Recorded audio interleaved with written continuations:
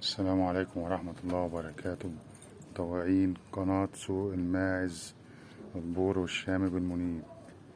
النهاردة حلقة جديدة للناس المبتدئة وعايزة تشتغل في البور. زي ما قلنا في الفيديو اللي فات، لو حضرتك عايز تشتغل في البور ولسه مستجد يبقى انصحك ان انت تشتغل في اللحم، بلاش موضوع السلالة، لان قلنا موضوع السلالة ليه ناس معينة بتعرف تشتغل فيه، يعني مش اي حد يشتغل فيه ومش اي حد يدخل مستورد.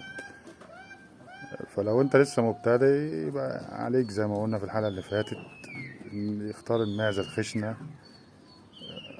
اللي هي تكون تجيب معاك حجم لحم او تمشي معاك بسلة زي ما انت عايز تبيع سلالة تبيع لحم. اهم حاجة الخشانة، وممكن تبتدي بمعيش شامي، معيش خليط بور، خليط بلدي على بور، بس اهم حاجة الخشانة في المعيز عشان تنتج معاك لحم وممكن تبيعها كده. وده رزق، يعني ممكن انت معاك معزة شامي بلدي من جدي بور اصلي عند حد يتلقح منه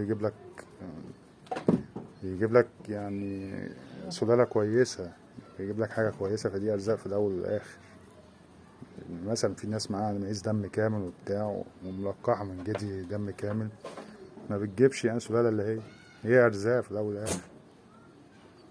فدي بس الناس اللي هي بتبقى بتسأل احنا هنبدأ في السلالة ومش السلالة، لان هتضيع وقت على الفاضي. ان انا كنت برضو زيكم كده من 4 سنين وانا بحاول السلالة ولا اجيب اعلى حاجة واشتغل في اعلى حاجة وفشلت.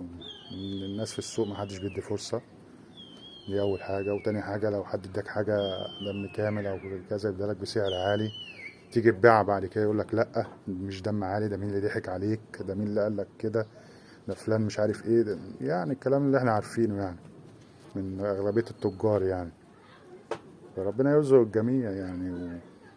فأهم حاجة لازم تاخد بالك من ان انت هتشتغل في ايه، هتبدأ بايه. بلاش حكاية اللي انا عايز سلالة هي خليط وجدي كويس هيديك بإذن الله حاجة كويسة تبيعها كده لحم، تبيعها سلالة زي ما ربنا يرزقك يعني.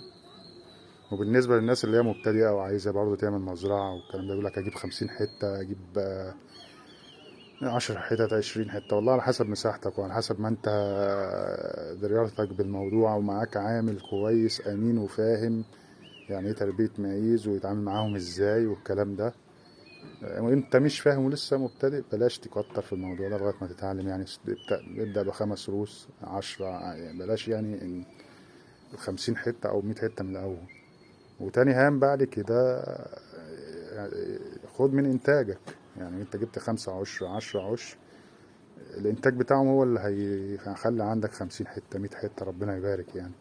بلاش اللي انت ترمي فلوس كتيرة في الاول وبعد كده ترجع تزعل عليها وتخسرها لا قدر الله والكلام ده. ابدأ ب5 أو 10 عشر، ويكونوا عند حد ثقة، ويكونوا 10 من جدي ثقة، وربنا يكرمك وهتعمل قطيع منه بإذن الله.